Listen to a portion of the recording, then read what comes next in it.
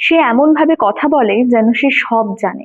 সে এমন বিহেভ করছে যেন সেই বস। তোমায় দেখে মনে হচ্ছে তুমি একদমই পরোয়া করো না। মনে হচ্ছে যেন বৃষ্টি হবে। এই সেন্টেন্স গুলোকে ইংলিশে কিভাবে বলবো চলো আজকে আমরা দেখে নিই। দেখো, এই সেন্টেন্স গুলোকে আমরা যখন বলবো সেক্ষেত্রে আমরা অ্যাজ ইফ এর ব্যবহার করব। সে এমন ভাবে কথা বলে যেন সে সব জানে। হি talks as if he knows everything. তাকে দেখে মনে হয় যে সে যেন ভীষণ ক্লান্ত।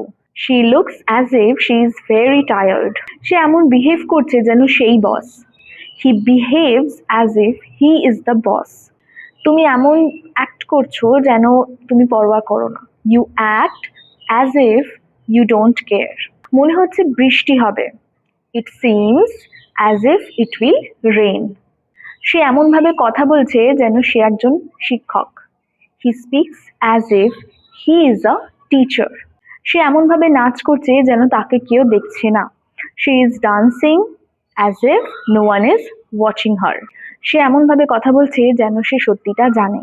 এটাকে ইংলিশে কিভাবে বলবে কমেন্টে অবশ্যই জানাও।